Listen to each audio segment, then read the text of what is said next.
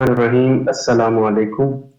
आज का जो टॉपिक है कि इनकम टैक्स रिटर्न कैसे फाइल करेंगे सैलरीड पर्सन के लिए। तो उसके लिए सबसे पहले हम गूगल पे जाके एफटीआर लिखेंगे और यहाँ पे आईआरएस 2.0 पे क्लिक करेंगे।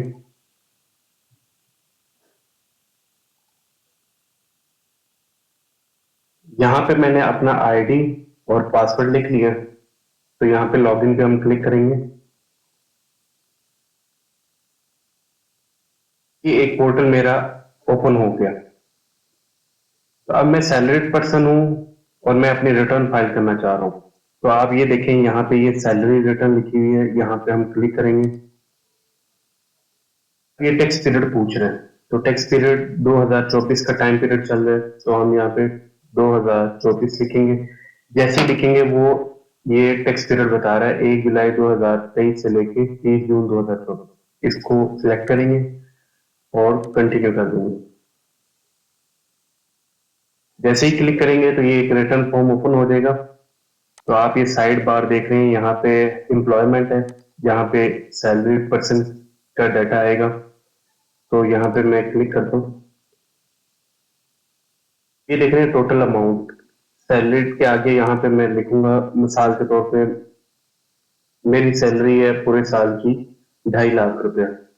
तो मैं ये 2.5 लाख रुपया इसको यहाँ लिखूंगा और ये साइड पे आप देख रहे हैं कैलकुलेट, इसको क्लिक करेंगे। जैसे ही क्लिक करेंगे तो ये उसको ऑटोमेटिकली कैलकुलेट कर लेगा। इसके साथ आप यहाँ नीचे आएंगे,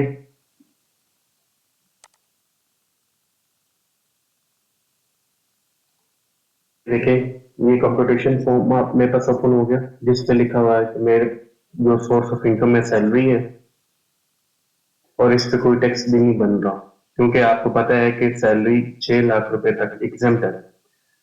अच्छा, पूरे साल जो टैक्स पीरियड आपको मैंने स्टार्ट में दिखाया था 1 जुलाई 2023 से लेके 30 जून 2024 तक, इस दौरान अगर मेरी सैलरी से टैक्स डिडक्ट होता है तो मैं यहाँ एडजस्टेबल के टैब में आऊंगा।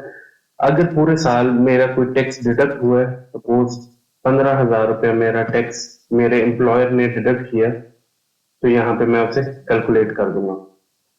अब यहाँ नीचे देखें,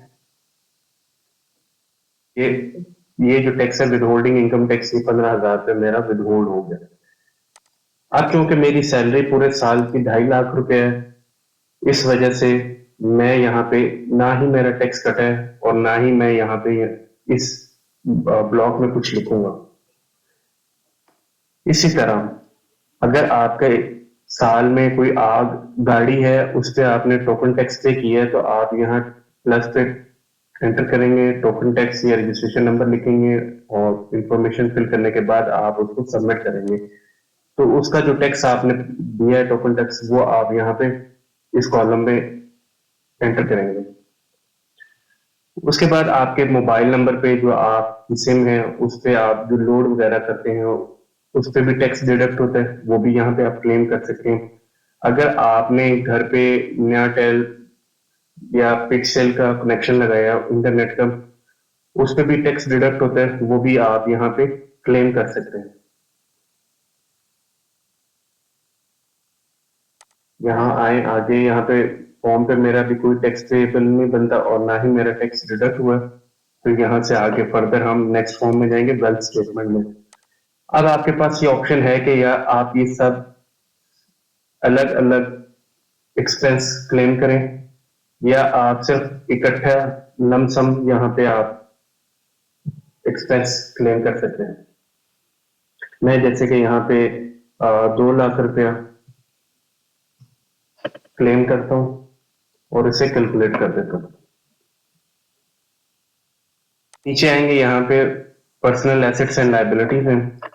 अब ये वाला फॉर्म आया, यहाँ पे आपने क्या क्या लिखना है। अगर आपकी एग्रीकल्चर प्रॉपर्टी है तो प्लस का निशान लगाएंगे, एग्रीकल्चर प्रॉपर्टी का एड्रेस वगैरह सारी चीजें लिखेंगे और उसकी आगे वैल्यूएशन लिखेंगे जिस वैल्यू पे आपने उसे परचेज किया। अब ये नीचे वाला कॉलम आप ये वाला देख रहे हैं आप रो, इस पे आपने जो आपके पास प्लॉट है या आपके पास घर है, कोई भी प्रॉपर्टी है, रेजिडेंशियल हो गया, कमर्शियल हो गया, वो आप यहाँ पे एंटर करेंगे।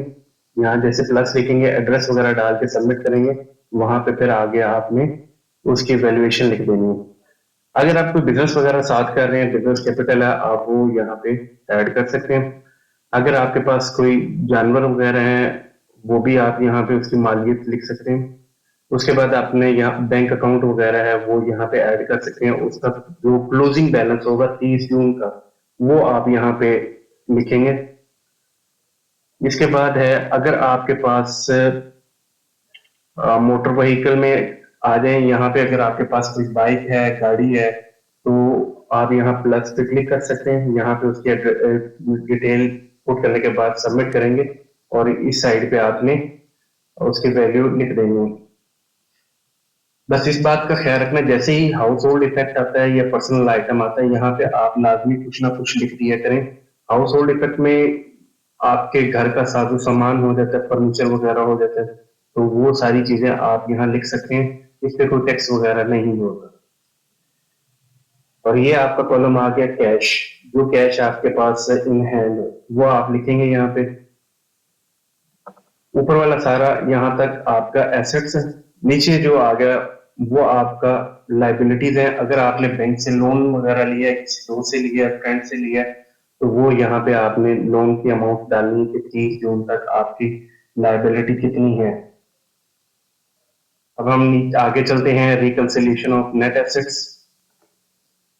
रिकंसिलिएशन में जैसे कि मेरे प्रीवियस ईयर का जो बैलेंस था, एसेट थे, वो जीरो थे।